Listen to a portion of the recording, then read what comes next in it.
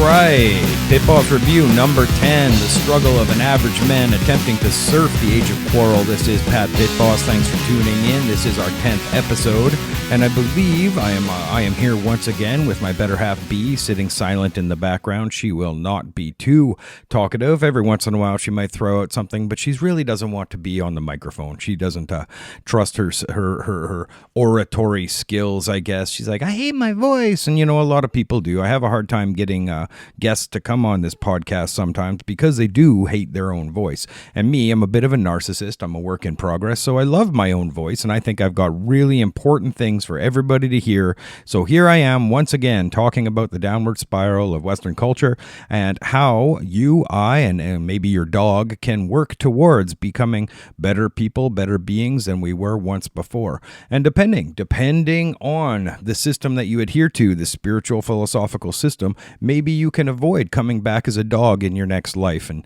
you can move from being a human on to the next level of whatever we are supposed to be evolving towards. Now, it's interesting when you think about that idea of reincarnation, that the Hindus believe in reincarnation, some Buddhists believe in reincarnation. It's weird because the Buddhists claim they don't believe in a soul, but then they say reincarnation is a possibility. It's really strange. But the Hindus, they tend to believe that it is a very, very fortunate turn of events for a soul to become a human being, to be born into the human condition, for better or worse, in any caste, to be completely fair, where we are born in a condition where we have the faculties in order to better ourselves, where we have the knowledge or the capacity to develop the knowledge to become a better person tomorrow than we were today. And when you think about it, like the principle of reincarnation, today's episode or today's podcast is going to be ideally about the idea of self-improvement versus self-destruction, whether we can rise or fall. And you know what? This is a perennial traditional principle. Like, it doesn't matter what culture you're from, what history or what tradition that you adhere to. Almost every single tradition around the world has the idea of, if you aren't self-improving, you are self-destroying, right? Or stagnating. And technically, if you want to think about it, the things that stagnate tend to rot. So it is a de-evolution of a state of matter if you aren't moving, if you aren't improving, you aren't adapting and overcoming, to stagnate at least, or degenerate or rot if you aren't doing that. So when we talk about self-improvement, one of the first real cultures that got me on this trip was traditional Hinduism in the Bhagavad Gita, through hardcore bands like Shelter and 108 and Cro-Mags. And these bands, they sang about a philosophical outlook and an approach to spirituality that was completely different than anything I had really ever come in touch with while living in the West, with the idea of God being a man on a throne, the angry sky daddy that's going to kill a kitten if you masturbate. You don't want that kind of God. I never understood that kind of God. But then when I started reading on Taoism and Buddhism and esoteric Hinduism and Kundalini yoga and things like that, they came with a different angle, and they came with a different outlook on philosophy. And whether or not you believe in the metaphysical aspect, you can look at all of this stuff as a core psychology. As a matter of fact, Buddhism is a psychology. They don't necessarily believe in a God, but they do believe in a system of self-work. So Hinduism, they tend to believe in the principle of reincarnation and the idea that what we do in our life today will decide what will happen in our next life, and those the consequences of actions being the principle of karma. Now, there's all kinds of woo theories about this stuff, and all these people, oh, karma, it's gonna bite you in the ass, and oh, you don't want to be reincarnated in a negative incarnation. And I think that's very, very interesting, because we can do away with all the woo, and these principles remain the same. The principles remain the same.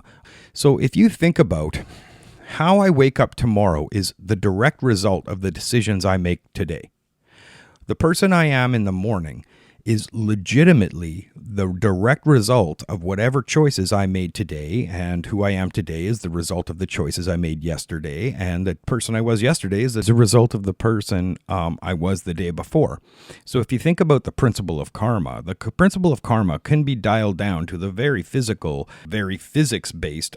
For every action, there is an opposite and equal reaction. It is the principle of cause and effect. What I do will have a direct effect on myself, on my environment, on those around me from that point on. And the person I am in my life is a direct result of the choices I made in the past. And the person I will be in the future will be a direct result of the choices I make today at any given moment.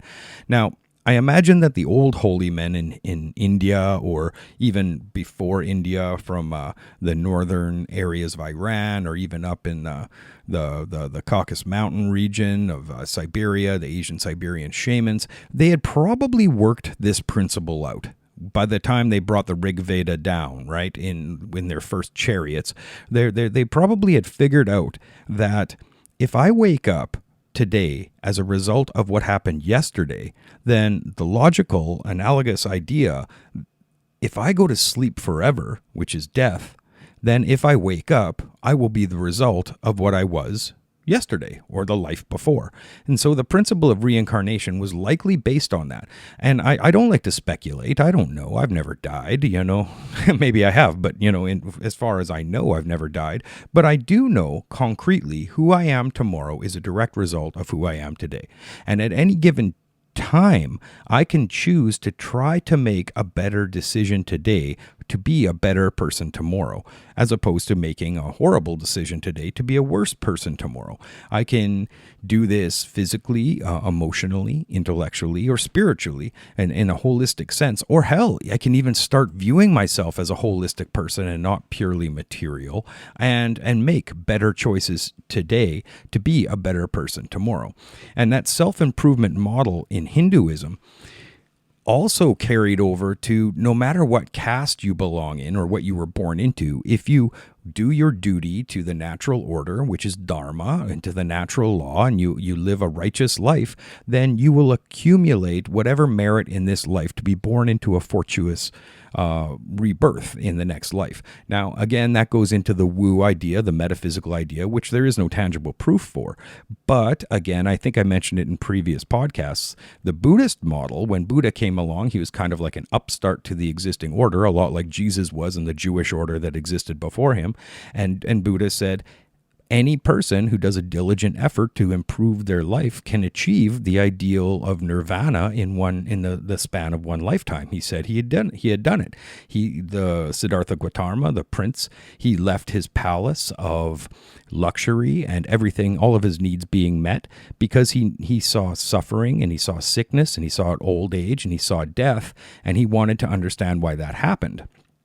So this prince, he gave up his wife and his family and his royalty, and he went off into the forests of India to study with holy men. And studying with these holy men, he did all kinds of the traditional yoga ascetic practices. He starved himself nearly to death under really intense, self-denial. And so after having an affluent life of having all of the things he ever wanted, and then going to the opposite end of having nothing and just about dying from starvation because he was seeking enlightenment, he came up with the principle. He was enlightened, and he came up with the middle path. And it was a very simple methodology to become a better person within the span of one life. And you can look that up. It's the Fourfold Noble Truth. And then he also illustrated with the Eightfold Noble Path, or give or take, I forget the proper names, but the Eightfold Noble Path to attain nirvana or enlightenment in one lifetime.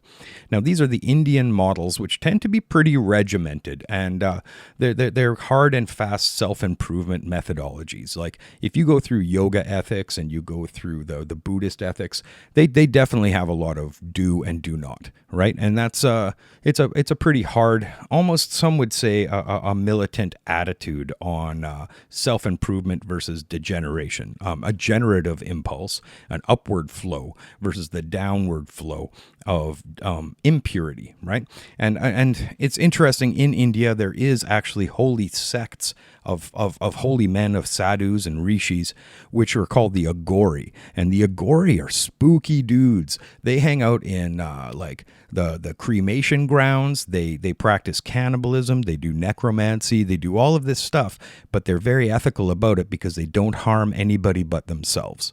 They very much pay attention to the consequences of their behavior and the consequences of their actions, because they do still take those principles quite seriously. That's Aghori, if anybody wants to look up the Agori tribes or the Agori sadhus of India. Now, something to consider in a more contemporary sense is how an individual can live that kind of lifestyle of self-work when everything that we see around us seems to be against it, against that upward current or that self-work current. And there are, authors and philosophies contemporary that are doing this kind of model of self-work. But I personally, my personality, I kind of was always attracted to more the furious aspects of the Hindu pantheon, the Shiva, the Kali, the Mahakala, like the left-hand path. And if you follow the left-hand path, you kind of go through a hardcore, regimented, militant angle on your self-work program, which isn't for everybody. I recognize that it isn't for everybody, but it was for me. One of the authors that I've read a lot was Paul Wagner, and his program for a long time, Operation Werewolf, is a perfect example of a very militant self-work program, a militant self-work culture that some people would even consider, really fascistic, in that sense. But a lot of what he's basing his stuff on is both the European model and the Hindu model of a regimented self-work program. In my personal opinion, he tends to value the warrior archetype a little bit more than the more philosophical archetypes that I would prefer to follow, especially as I get older. I am not as militant as I once was. But I do still adhere to the ideas of traditionalism, more or less put out, perennial traditionalism, more or less put out by authors like René Guénon or Julius Evola. Now, René Guénon was like a little more of a Hindu traditionalist. He wasn't as militant as Evola, and I think that's an important distinction to mention, that René Guénon, in the Hindu sense, he said that true attainment would be spiritual attainment, and as you move up and you are militant, you're still really hooked on that physical material attainment, that temporal power, versus spiritual attainment. While Julius Evola, in his book like Revolt Against the Modern World and his struggle against modernity, he really put forward a very regimented model of militancy, and military sacrifice is the most noble thing that a spiritual person can attain, which is interesting because I don't believe that Evola ever was a military man. I don't think he was one of the military warrior caste as much as he'd like to advocate for that.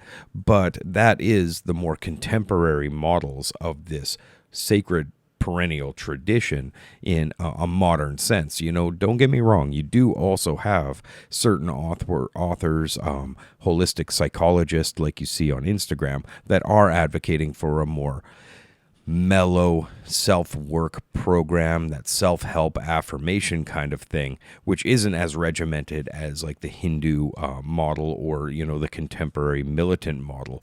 But those tend to be almost more the divine feminine aspect versus the divine masculine. And what I'm really interested in is how men can be better men. And authors like Jack Donovan with his the whole manosphere thing, you could take it or leave it. Some are good, some points are good, some points are bad. Guys like Paul Wagner, there's a few others, but it's kind of hit or miss whether you want to get into that stuff or not. Now, the Hindu model of self-work towards personal refinement is, we're talking thousands of years old. I have an evolutionary tree of religion, faith, mysticism on my wall, and it goes back, to 40,000 years ago, when they believed that the original people were proto-shamanic animists. But when the animism started turning into polytheism, that is one of the births of I guess, Hinduism. And after Hinduism, they had a more rigid stance. Buddhism was a softer stance. And then we have aspects of the Chinese philosophy. And the Chinese philosophy was a lot softer and a lot more flow-based than the previously existing Hindu models. And this is an interesting contrast. China, they've got a real flow element to their self-improvement model. And actually, their self-improvement is about balance. And this is quite interesting. So one of the serious, I guess there's two different models of old school traditional Chinese philosophy, being Taoism and Confucianism. Taoism is more metaphysical and Confucianism is more social. It tries to tell you how to live in society, a virtuous way of living in society. So it's a little more regimented as far as right and wrong. But the metaphysical treatise of the Tao Te Ching, written by Lao Tzu, that's a whole other ball of wax, because it puts forward the Chinese principle of flow. And that the universal way is in a constant flow. We can do our best to align with that universal way, which incidentally what the Buddhists or the Hindus would call Dharma. It's what the Chinese would call Tao. And you can try to go with the flow, so to speak. And the smoother you can go with the flow, the easier your life will be. And their principle is on balance. It's not being drawn to one extreme of rigid masculinity or another extreme of passive femininity. It's not being pulled to the dark or to the light. It's trying to stay in the middle and dancing with the ebb and flow of the universe, which is the Tao. And if you're interested in that, it's encapsulated in 81 poems called the Tao Te Ching. They're very short. One of my favorite translations is by an author by Stephen Mitchell. He does some of the best stuff I've read. He's Stephen Mitchell has done the Book of Job, the Tao Te Ching, the Bhagavad Gita, a translation of the Quran. All of them are phenomenal. All of them are very poetic. They're super fluid. They're great reads. You could just sit down and digest them super quick. They may not be the most literal translations, but they're good translations. So the Chinese model and like the Taoist model of flow is very similar to what they call Chan Buddhism, which turned in Japan to Zen Buddhism, which is just being immediately in the present, being present in the present moment. Now, again, not being distracted by the material desires, not being dragged one way or another, not holding on to the impermanent nature of reality, and working on the ego, the egoic impulse to get wrapped up in the drama of the human condition. Now, that is the Chinese and I guess the Chan and the Zen idea of self-improvement. But then you also get into the more esoteric Buddhist stuff where they talk about we need to eliminate our desire. And the Tao Te Ching also mentions this, that bright colors blind the eyes, spicy flavors dull the tongue, loud noises deafen the ear, and a wise man stays to the center and doesn't allow himself the extremes and stays in a principle of moderation. Now, personally, you could probably tell I've been a lot more versed in Eastern philosophy than I have in Western philosophy. And that's just because that's where my flavor went when I was younger. A friend introduced me to Buddhism. It seemed a lot more esoteric than the idea of Greek and Roman mythology or Greek philosophy.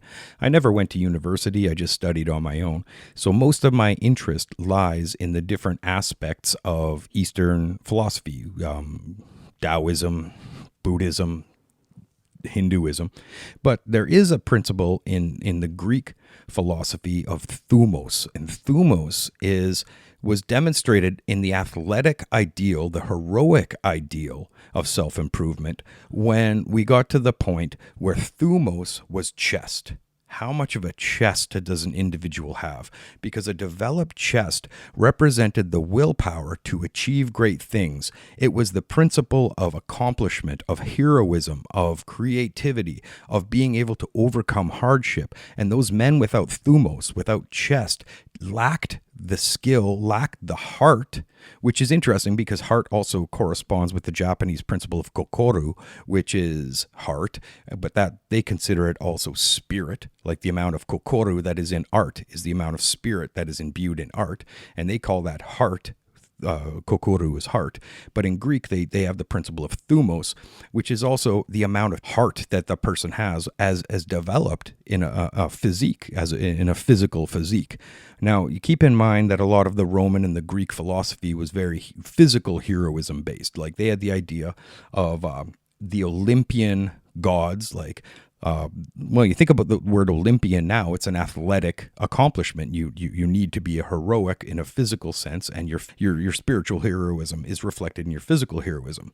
Now, that is comparable to the idea of Apollo, which is the god or the deity of heroism and solar accomplishment in the Greek pantheon, versus the Dionysus, which is the god of wine and debauchery and sexuality. So you have in one element, you have the Olympian ideal where the gods reside, and then you have a titanic impulse of those that want to destroy where the gods live. And then you also have an Apollonian ideal, which is the principles of heroism towards a solar life-affirming goal, versus the Dionysian ideal, which is drunkenness, debauchery, pleasure-seeking. And so, the man of Olympian spirit is focused intently on the transcendent, that is, on the realm of being, of the gods. It is necessary for him to do so as he finds himself in the most despicable of times, a time when the pervading spirit is one of the inversion of truth, of base materialism and anti-heroism, where once in accordance with tradition, in a time ruled by the gods, men were firmly affixed and centered in the realm of being. Now, in what is known as the Age of Darkness, men are severed from being, or, more appropriately, have forgotten themselves. Now it is necessary to consciously and inwardly live a life of negation of the materialism of the modern world. To exert one's will over the lower or animalistic elements of oneself, so that they do indeed remain subordinate to the higher faculties. In this respect, one lives a life contrary to that of modern man, who glorifies weakness, comfort, and pleasure. Even in the instance that modern man exerts a degree of will over his animalistic self, say the athlete who trains his body vigorously, pushing it to its limits, for example, he still does so from a place of titanic mind. He seeks monetary gains, fame, and material possessions, sex, or, at best, possibly just the sense of apparent fulfillment he receives from accomplishment despite its fleeting nature. Modern man lives the animal ideal. You can choose the self-improvement or the self-destruction, or even better, a balanced person has the discernment in the middle to know the difference and to stay on the right side of wrong. Because in a lot of ways, it's a self-work ideal to recognize which is good and which is bad, which is generative and which is degenerative. And I'm as bad as the next guy. Anybody who follows my Instagram or any of my old podcasts knows that I tend to be on a critical side of looking at our society and seeing the titanic, Dionysian, degenerative aspects, because I see maybe I'm just a cup is half empty kind of guy, but I see a lot of the problems in society, and I don't see a lot of people advocating for the heroic impulse, the heroic current to slay the dragon and to become the hero. Now, one of my favorite cultural anthropologists was a professor by the name of Joseph Campbell, and Joseph Campbell studied all the way around the world. He studied all of these cultures. He, a lot like me, he was looking for the perennial tradition. He was looking for the common current through all of these philosophies. And what he ended up coming up with, he wrote a book called Hero with a Thousand Faces, and that illustrated his principle of what he called the monomyth. And the monomyth was the hero's journey from an ordinary man who gets a call to, or woman who gets a call to adventure, to leave their normal life and to go into a strange, wonderful world, or scary world, an underworld of challenges, of monsters, of struggle against scary elements, and eventually they would find people to assist them. They would find people to challenge them. Sometimes there would be tricksters involved, but eventually they would have to come to the dragon. And the dragon is whatever kind of big boss. It could be a minotaur, it could be the cyclops, it could be Tiamat, it could be your crucifixion, if you're using this analogy for the Jesus' story, because this monomyth happens over and over again in all kinds of cultures. It could be Darth Vader. You meet the dragon, and that dragon is either defeated and you get the boon, the treasure that you were seeking, or the dragon slaughters you and there's a rebirth. And then you come back to normal life, a profoundly changed individual with the lesson that comes from that hero's journey. And it's very interesting because I've had a number of serious psychological breakdowns that I can basically trace out my hero's journey through that entire process, right? And part of my self-improvement program when I came back from those places was I didn't want the medicine that they said that I was going to need for the rest of my life. You're going to need pharmaceuticals for the rest of your life, Pat. And I said, no. I know with hard work and disciplined action and disciplined mindset and exercise and, doing my self-program that I could probably do this without those pharmaceuticals. This is my personal hero's journey. I'm going to exercise. I'm going to meditate. I'm going to read. I am going to pray and do my ceremony and smudge. And I'm going to try to be a better person without the need of your pharmaceutical cartels. And I went through therapy for a couple of years, and I came back a stronger and changed individual with a lot of insights that I would love to share with people. So my personal hero's journey, I'm in the process of it, but I do it every day. So me and a couple friends, we also established a sobriety program based on this model of the hero's journey and self-improvement and overcoming dragons, and we called it Dragon Slayer Recovery. And you can check out whatistheprogram.com if you're interested in that. Now, we live in a society where our self-improvement is considered a bad thing. If you really want to shut down a party really quick, tell them how you're involved in a sobriety program. I'm just saying, you're going to get crickets real quick and people will slowly walk away for the next rail or the next shot, right? But this is where I'm at, and I want to associate with positive, forward-thinking individuals that are also on board with this. And it doesn't matter what walk of life you're from, what ethnicity you're from, what religion you're from, because I think all of us can follow that common current through each of our individual traditions towards self-improvement, towards balance, towards health, as opposed to self-destruction, degeneration, and rot, right? So these are basically evolutionary versus de-evolutionary principles. We've everywhere in life, we're going to be facing challenge. Challenge, adaptation, and resolution are the principles of evolution. That's it. Challenge, adaptation, and resolution. You either die or you adapt or you're stronger than it, and then you've resolved the situation that you're challenged with, and you are a different person after you face that evolutionary situation. Now, this evolution could be a material evolution. We've seen it through the Darwinian sense of those that were fit to survive survived, and those that weren't died off, and culture is changing, and ideas that are fit to survive will survive, and those that are maladaptive will die off. Or this can be a transcendent evolution, where maybe there's an ice age, a metaphysical ice age coming. Maybe there's a metaphysical apocalypse. And what are you doing to face, adapt, and overcome this cataclysm that we are facing, right? And this could be on an individual level. Maybe your dog dies, and that could be a crushing situation. You have the chance to face that challenge, to adapt, overcome, and survive, or you can let it crush you. You can learn from this and say, okay, I guess I won't do that in the future, or I guess I will handle that differently in the future, or I won't have that same type of dog, or I won't take it for a walk on the edge of a cliff, or whatever the case may be. You will change and you will be an evolved individual, ideally towards a self-improved angle than a self-destroying angle after that.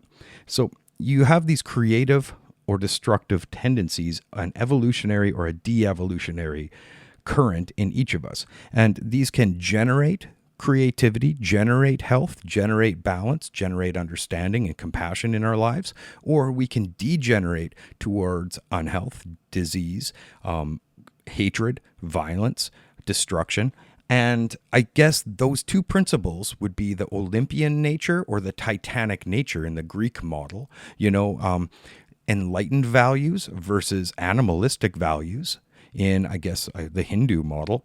So I think what all of this really boils down to is in any system that we can look at, and it doesn't matter if it's like a biological system, evolutionary, a societal system, a national system, a global system, an interpersonal system, social systems, family systems, is what we're doing functional and healthy, or is it dysfunctional and unhealthy? Is it balanced and healthy, or is it imbalanced and unhealthy? Now, I would like to say, and it doesn't matter which system we're applying this to. We could be talking about Kundalini Yoga. We could be talking about more traditional Hinduism. We could be talking about indigenous spirituality. We could be talking about traditional Abrahamic religions like Judaism, Christianity, Sufism, or Islam. We could be talking about any psychological model. Now, is what you're doing balanced and healthy and working towards a balanced, healthy, functional version of yourself? Or is it imbalanced and unhealthy and working towards a corrupted, degenerate, damaged version of yourself or society?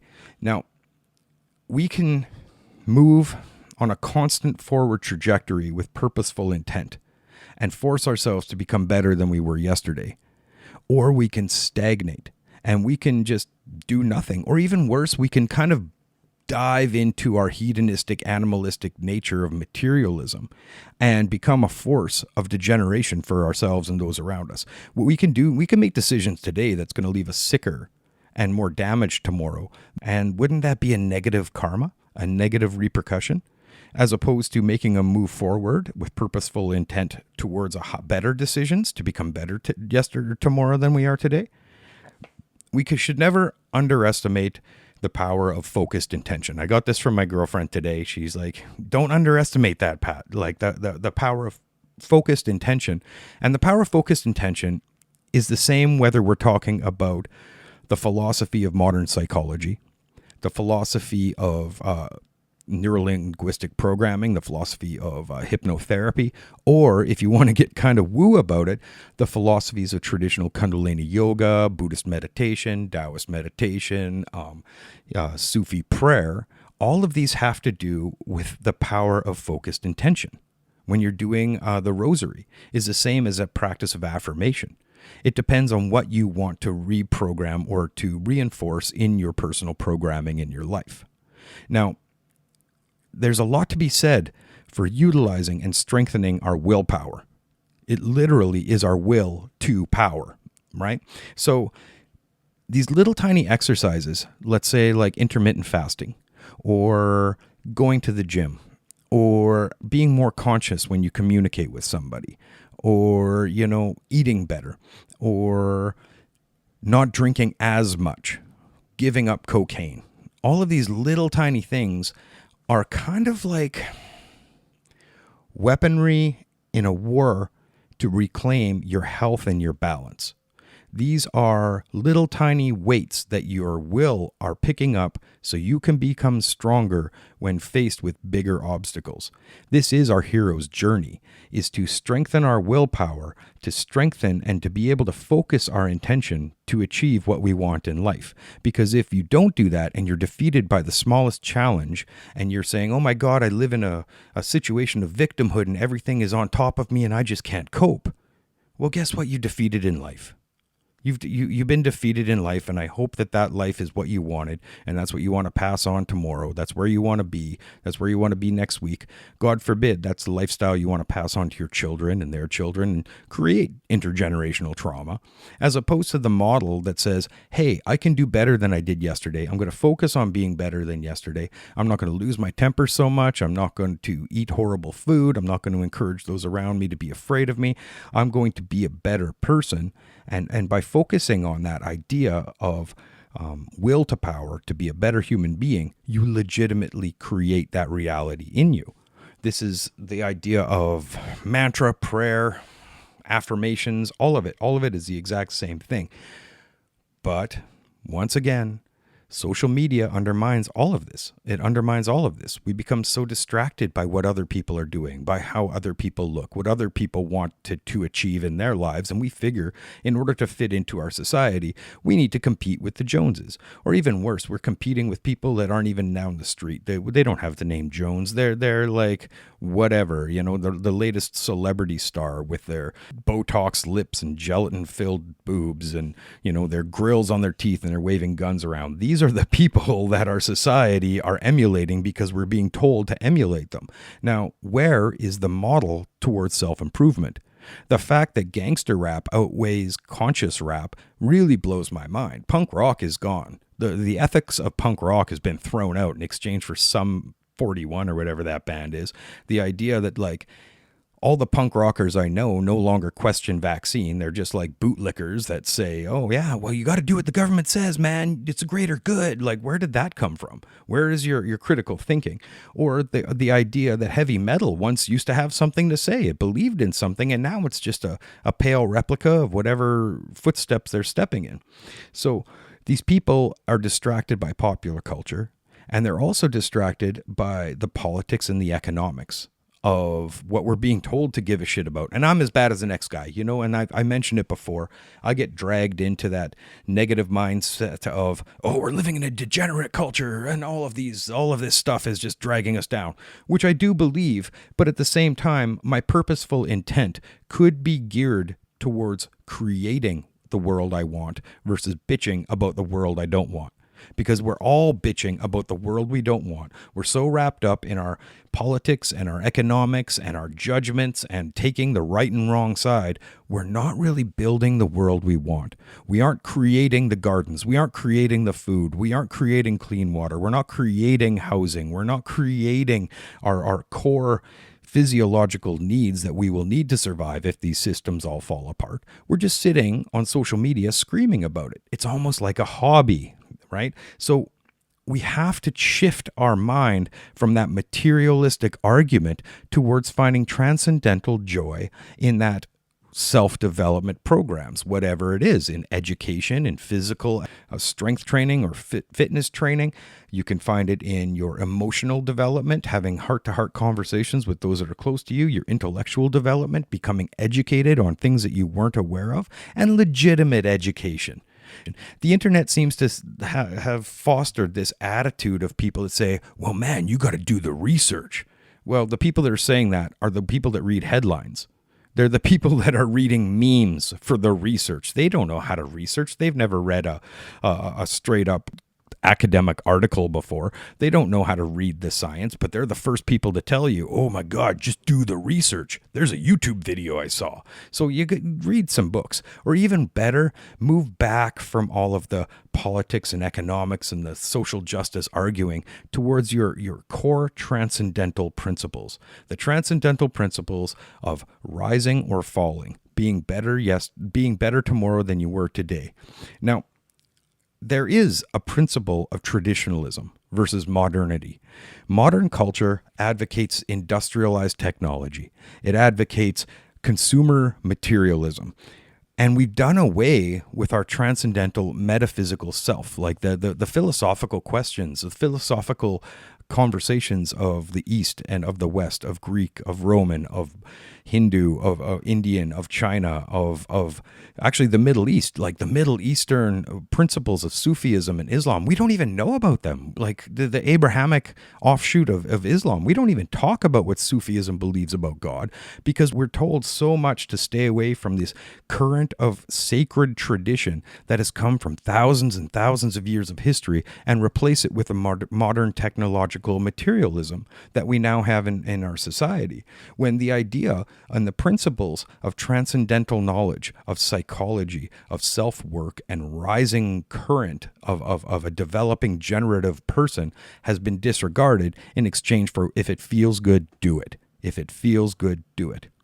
So if you could imagine the metaphor, the analogy of an individual, self, family, community, a city, a state, a nation, all being equally guided by a single philosophical outlook. Now, which would that be? Which would that be? It would have to be a philosophy of self-improvement towards an ideal goal.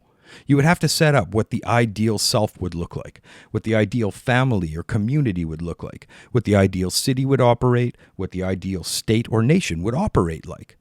What would that look like? What would the ideal situation be? And I know there's a ton of people out there that are trying to do it, and they're trying to position themselves to be these moral leaders. These are the leaders of tomorrow that are these enlightened kind of philosopher kings, World Economic Forums, the Justin Trudeau's, or God forbid, the Trump is trying to say this, but they're all fucking corrupt motherfuckers. And I'm holding my breath for the righteous man to show up and say, this is right, this is wrong, this is what a perfect world looks like. In the meantime, I want to be the best person I can be. So if I can find that methodology to becoming better tomorrow than I was yesterday in a tradition of transcendent morality rooted in truth and natural law, why wouldn't I? So we have to go back to the perennial tradition, the repeating core underlying principles of almost every faith, of almost every philosophy, and every political model, because political models are based off of philosophy, and most philosophies are based off of transcendental spiritual traditions. So what are all transcendental spiritual traditions based off of? The principle of rising or falling evolution, and what is right and what is wrong. So we all have to interpret what exactly natural law looks like. Natural law, which would be divinely inspired because the entire universe runs according to it, would be, I guess, the laws of physics. You have, for every action, there's an equal and opposite reaction. Inertia, an object that is in motion stays in motion unless pressure is put on it from an opposite thing, or an object in stationary will stay stationary until it's got a motivating fire under its ass to start it moving. There's a ton of these principles that have also been talked about in, let's say, the Kabbalion, the Hermetic texts, the esoteric principles according to Hinduism or Buddhism or, Greek philosophy. There are core traditions. There are core underlying currents that we can follow if we want to look at them. And you know what? I don't think we're ever going to have any luck convincing politicians to find these. But I could probably, where I'm at now with my spirituality, go into any temple, any mosque, any synagogue, any church, and listen to what they're saying, if I could understand it, and say, I get what you're saying. There might be little tiny tweaks that I wouldn't agree with, but we're all talking about one fundamental truth, and it does make sense to me, even though we might have small little hiccups that are different. And as long as we've got that singular fundamental truth, that the consciousness that is guiding you, the consciousness that is motivating your actions, your life, is the same consciousness that is motivating me. That behind all of our traumas, behind all of our experiences, behind all of it, we are basically the same. And our goal in life is to be the best version of that we can, and to find who that underlying person, that underlying human, that underlying self behind all of that stuff is. We will be speaking the same language. And if we cannot convince our politicians to adopt this, if we cannot convince our spiritual leaders to understand the continuity of this knowledge throughout all faiths, the least we can do, if we can't save our nation, we could try to save ourselves. Now, the principle of that unity, that solidarity, that unification of all humanity, the unification of all faith and of all politics towards being the best ideal we can be, there is an opposing principle to that. Now I talk about it as a degenerative principle.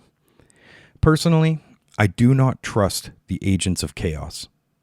I do not trust those that advocate for an inversion of order, an inversion of right and wrong, of good and bad, of natural law.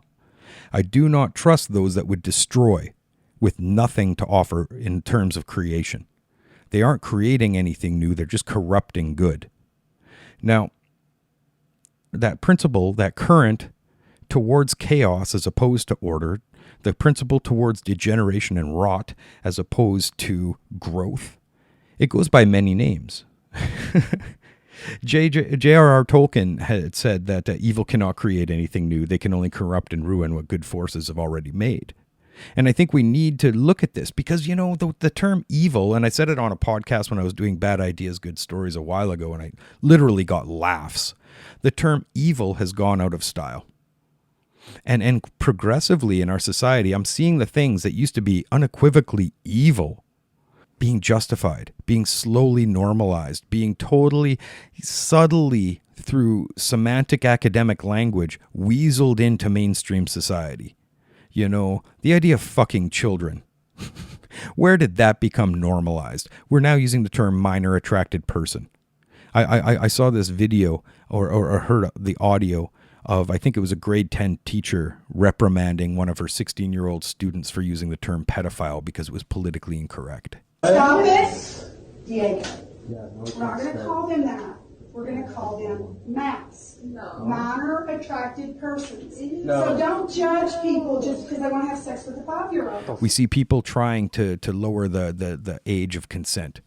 Spain recently allowed sex with animals to be legal as long as the animal doesn't need to get veterinary attention.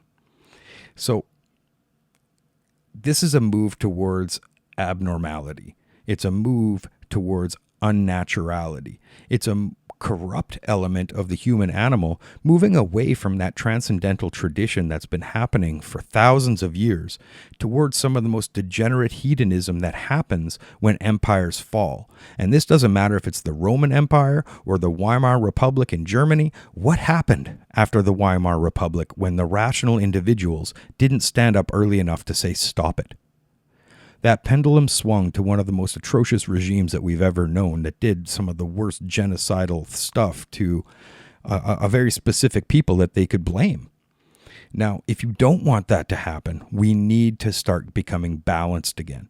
We need to move away from the imbalance towards a healthy, functional balance. But we're not talking about that.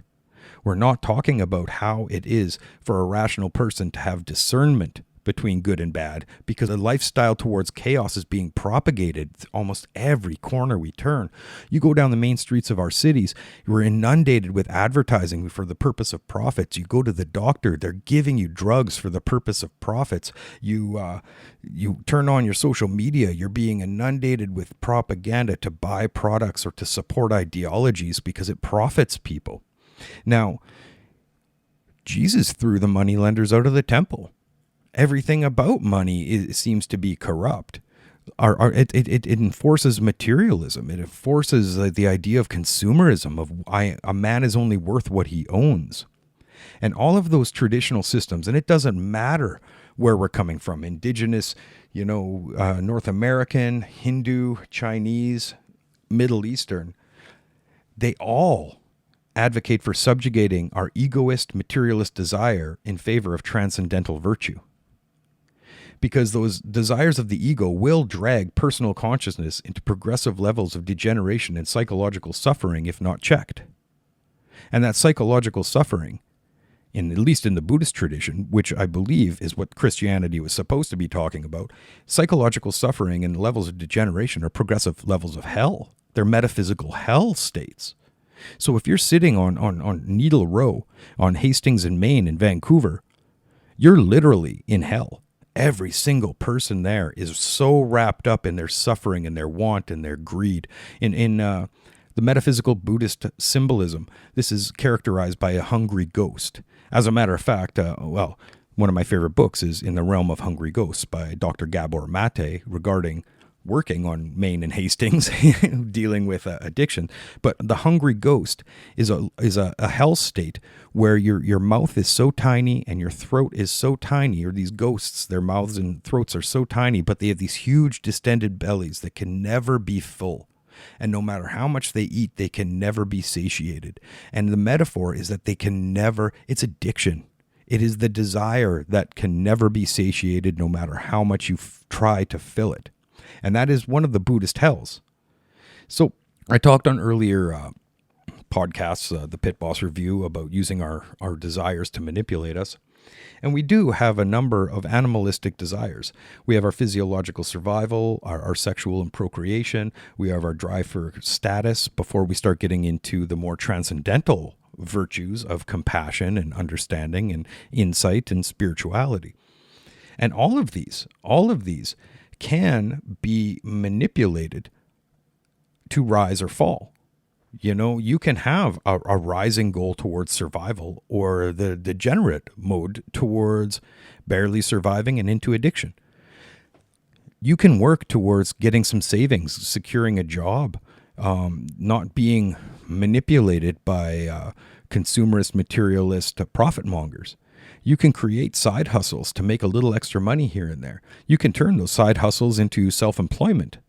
Now, all of those things are working on a survival level to secure your housing, to secure your transportation, to secure your food, to secure water, to have your survival needs met. And there are ways through hard work and struggle and effort to secure all of those without having to kiss ass for a living. You can earn a snivel-free living. And I've turned my own hustle of tattooing back in the day, by the grace of whatever graces good fortune, tattooing became very popular, and I can now make a podcast when most people work, which is wonderful for me. Yay me, I won that game. But at the same time, our survival can be a degenerate current in survival where you only think materialism is real. Your focus on survival ends up to the point where you're willing to do some of the most toxic things to survive. Like maybe you start adopting predatory behavior without recognizing that a civilized human animal isn't a predator. That in nature, there are animals that need to exploit or to take life or to basically assert their will over others in order to get ahead, but we're living in a civilized society and we shouldn't have to do that.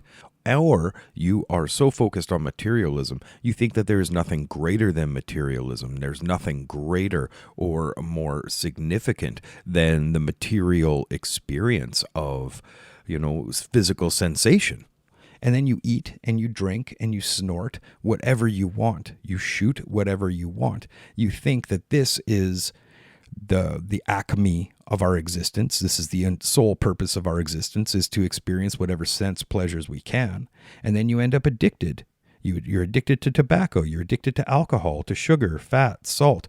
You're addicted to sexuality. You're addicted to your orgasm, to your genitals. You're addicted to your sense pleasures.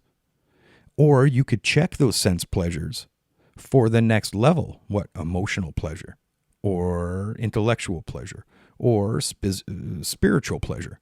Spiritual pleasure, what would that be? It's joy. It's joy for the right reasons. It's not necessarily pleasure anymore. You've transcended pleasure towards joy. So on the traditional Kundalini Yoga hierarchy of human motivations, once we leave our survival instinct, we move up to our sexual and procreative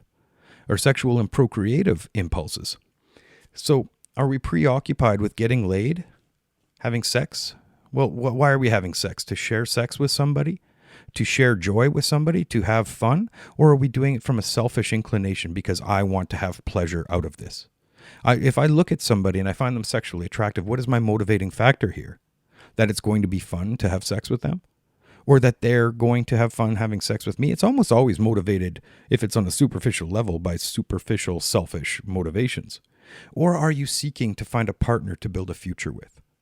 Now, there's nothing wrong with wanting to be with an attractive partner. In fact, that's a biological imperative. You're looking for traits that you want to pass on to your offspring. Even if there's no offspring in the future, you're looking for traits that you think would make a good offspring. That's our core fundamental motivation when we're fine what is attractive and what isn't attractive, which is why we should never be shamed for not wanting to be with somebody we find unattractive. The model nowadays, like the agents of chaos, say, well, you can't shame me for not having the genitals you want to have sex with. Well, I'm not shaming you. I just don't want to do it. You can't shame me for having a body size that you don't find attractive. Well, I'm not shaming you. I just don't want to procreate with you because I wouldn't want my children to look like you. This is biologically adaptive behavior. I don't know when biologically adaptive behavior became, villainized or demonized. It's kind of weird. So when we look at creating a family and securing a family, these are positive impulses towards generative future. We're ideally going to have a family. We're going to build a future together. We're going to pool our resources for the greater good. It's not just having sex and running around and orgasm until I get bored and then I want to go have orgasm with somebody else because I gave up ever wanting to have kids. I gave up wanting to procreate. I gave up the tradition of a union being a sacred thing for the greater good, for the creative impulse. I cut it off. I neutered it. I castrated it. I tied the tubes. I've decided I'm never going to have kids. Cool. So now what are you going to fill the rest of your 50 years with? When you're 70 years old and you're a cat woman and you're like, boy, nobody's here to take care of me. I don't have anybody left. I really wish I would have made some better decisions. Or God forbid, okay, this is going to be controversial, people. Watch out. God forbid you're 15 years old and you get your uterus turned inside out. Or God forbid you get your penis cut off and you made it an innie and not an outie when you're a kid or in your early 20s, before your biological clock is so damaged from all the hormones you're taking that you are a chaotic mess and you regret your decisions. The fact that they're giving kids puberty blockers or castration drugs as children so they don't have a natural puberty, and they're saying that this is normal. They're saying so normal that it's happening over and over and over again, that it's actually being propagated. It's not just the 1 in 1,000 or 1 in 100,000, according to my abnormal psychology book from, I guess, the 80s. 1 in 100,000 people had gender identity disorder. Wow. Because it's like 3 in my daughter's classrooms. Almost every classroom is somebody who's non-binary or transgendered. Can a man become a woman? No. No? No. What about a transgender? Transgender?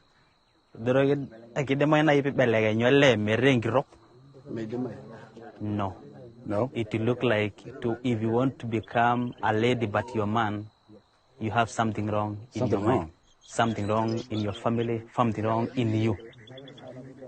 What about?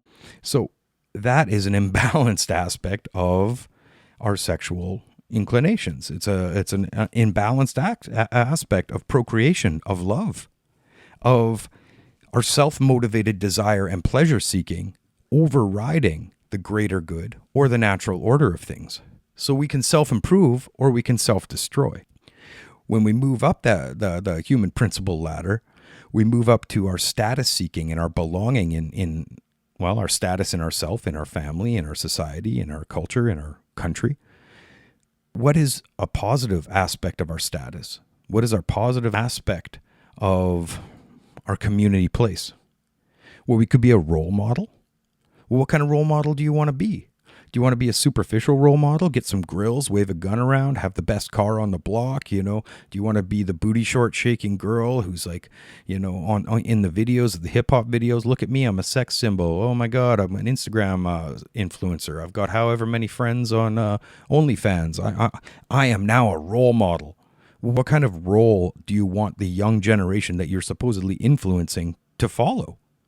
Are you being conscious about what you're educating people in, or are you telling them to be the most superficial consumerist scumbags that you can be and fuck everybody over to survive? For the day, yeah. I thank Allah for the week, yeah. I thank Allah for His love. I thank Allah for His mercy. I thank Allah for His peace, yeah. They hate to see me away, baby, yeah. They rather see me asleep, yeah. They rather see me in casket, someone laid in the grave. They pop to see me deceased, yeah. But I rise up with the sun, baby, yeah. Light up the night on the moon, baby, yeah. I'm just the son of the one that shade the place in the earth, and when He come bring doom, yeah. I thank Allah for the day, yeah. I pray to never get weak, yeah. I pray to live through the day, the wheels cut through the cars and drop bombs in the streets. Because one is a real role model when you say, be better tomorrow than you were today. Help your community. Stand up. Get yourself a job. Maybe even be self-employed. Work hard. Secure your future. Secure a future for your children. Secure a future for your community. Trust and love people. Or you can say, fuck everybody else. What's good for me is the only important thing, and you should do this too. Well, to me, that's an agent of chaos, because we're no longer encouraging fitness for the right reasons. We're encouraging fitness to be physically attractive. We aren't encouraging fitness to be healthy, to have functioning lungs, functioning heart, the strength to lift what other people can't. We're encouraging fitness to have your ass looked at on social media. Look at how sexy I am. We've got people like using terms like alpha male, an alpha male. Like, we got assholes like Andrew Tate out here, and like the guy's a pornographer, and he's like getting charged with human trafficking, and he's the guy who's going to teach you how to be an alpha male because he's got a $4 million Bugatti. That's important. That's success in a valueless society. Yeah, it is success in a moralless society, in a valueless society. You're an alpha male because you're a piece of garbage. As opposed to people that are like, hey man, this is how to be a better dad. This is how to be a better lover for your partner. This is how to be a compassionate person for people that are around you. Where are those role models? Where are those people that are trying to create a better role in society? Because there aren't enough, and there need to be more. And people that are struggling for a place of status and success in society are going to flounder as long as they don't have an ideal of what status and success actually is. They think having a huge house and all of the money in the world and all of the things to make everybody jealous of them is now their status. They've succeeded in status. They've got the physique. But they have no worth. They have no conversations. They have no emotional intelligence. They don't have spirituality. And then when you see somebody who's spiritually connected, you're like, holy shit, this person doesn't even give a damn about the superficial stuff. He must not be cool. How lame is he or she? Oh, I don't want to be like that. I want to be sexy. I want to have the money. I want to have the property. Congratulations on your material attainment. And that's where you've ended it. You have no interest in rising the motivational scale towards becoming a human being as opposed to an animal. A rudimentary. You might as well be in the Bronze Age. You're living in mud huts. So, according to Kundalini Yoga and the yoga philosophy, we move up past our animalistic stage at this point when you move from status towards compassion. But even compassion can be imbalanced when we displace our compassion for hostility against that which we don't believe is good. And I'm bad for this. I am. I'm the first guy. Like, even the term degeneration, this is a compassion coming out of me. But I want better for the future. I want better for my daughter. I want better for my community. So I have to check myself and to always say, okay, there is a human being on the other side of that. There is a person that is making a mistake, and maybe they're misguided. Maybe they just don't know. Maybe they don't have the knowledge. Maybe they've never been given the skills to make better choices in their life. And I will try as much as possible to do that, to help them with that. But then the discernment comes into play. The discernment has to come into play, where if you're consistently a monster over and over and over again, you aren't making the choices to become a better human being. If you're a repeat violent offender, you're a repeat violent offender, man. What's it going to take for you to get your act together? If you're the third generation that hasn't worked, that's completely happy being like doing nothing with your life and just receiving a check and just think that you are entitled to this ongoing stream of babysitting culture, what's it going to take for you to stand up, dust yourself off and say, okay, now it's time to get on with things? So compassion sometimes is hard. Sometimes compassion, yes, you need to be able to forgive. You need to be able to evolve. But you also need to be accountable. And somebody, a caring parent, will hold their children accountable when they make mistakes in order for them to be better in the future. Sure, man, you've had a rough upbringing. Now it's time to dust yourself off and get on with things. Yeah, we've been through a lot. All of us have been through a lot. I can give you a laundry list as a cisgendered heterosexual white male of the shit that I've had to endure that you probably haven't. But at the same time, we have an obligation to be better than we were yesterday. Well, yeah, maybe it's coming from my position of privilege, and it's also coming from going to hell and back and being at the lowest of lows and being stitched up in hospitals and just about overdosing and having to undo a very long list of toxic coping mechanisms in order to try to be a better human. And I'm trying to help you. I'm trying to help you. And I'm trying to help other men to be better men. I am not criticizing you, but I am not going to tolerate your victimhood trip. And I think we're living in a culture where everybody is advocating victimhood trip. And nobody is advocating meeting the challenge, adapting or fighting it, and resolving it to be a better person, which is the principle of evolution. Nobody's talking about evolving towards the better society. Or, oh, God forbid, when everybody's accountable for their own bullshit, what society will we have? or only white straight men have to be accountable, but nobody else has to be accountable for their badness. No, just me, not you? Oh, okay. Those elephants in the room over here, that's quite obvious that everybody knows exists. We don't talk about those elephants because right now the only elephant is colonialism or my oppression of you. Okay, that's very interesting. Now, I feel bad, and I've gotten to the point where I wanted to just be destroyed for the suffering that my people have caused on others. Me as a man, I've had to deal with the fact of my own privilege and my own dominance and my own toxicity. We work through that, and we do have to examine it. And all of us, though, all of us, men, women, white, black, yellow, red, everybody has to examine their own toxicity, their own current towards becoming better tomorrow. And I think these conversations need to be had. And as long as we can't have these conversations and you're going to call a person like me a fascist for saying it, you don't have compassion in your heart. If you want to scream about your spirituality without educating anybody about what they're missing about that spirituality, you're missing out on the principle of the creator that animates me is the same as the spirit of creator that animates you. We are all children of the creator, and some are just more lost than the others. In that sense, I'd like to recommend a book for a lot of people that use these languages or use this terminology, and maybe they haven't heard it, and it's really, really good. It's called The Sacred Tree, and it was Reflections on Native American Spirituality by Phil Lane Jr., Lee Brown, Judy Bopp, Michael Bopp, and elders. And this The Sacred Tree book, it's got an introduction by Jane Goodall. It was put together, it was created during a sharing, consultation, and guidance of indigenous elders and spiritual leaders from many different tribes and nations. This collective wisdom brings forth the ancient teachings that remain powerfully relevant and serve as a primary key for unlocking the spiritual force that moves human beings towards on their path of development. This book is written for the grade 8 reader. This book is like poetry. They took 100 elders and they put together what is indigenous spirituality. And it talks about the exact same principles of Hinduism and of Taoism and all of the perennial tradition. If you want to be screaming about the culture you want to build based off of indigenous traditions, know your indigenous traditions. Check out the Sacred Tree, Reflections on Native American Spirituality. I think you could find it on Amazon, and if not, they do have their own website. It's a phenomenal book, and I highly recommend it, both for settlers and for Indigenous people in Canada. Now, I don't think self-depreciation and self-hate is self-improvement. And screaming about how a guy like me, because externally I do look pretty toxic. I'm covered in tattoos. I'm a white guy, wear boots, flight jacket, all that stuff, right? I'm a super bad guy. Screaming about how I need to be a better person without knowing me and making me try to hate myself because you are feeling uncomfortable, that's not self-improvement. Nobody's going to be growing through that.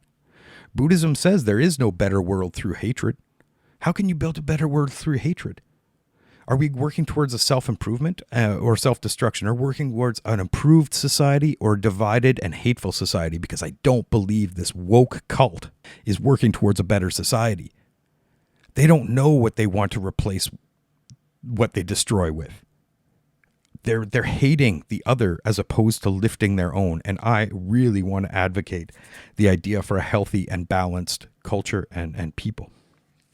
I guess I've kind of gone off. I've covered most of the stuff I want to discuss, you know.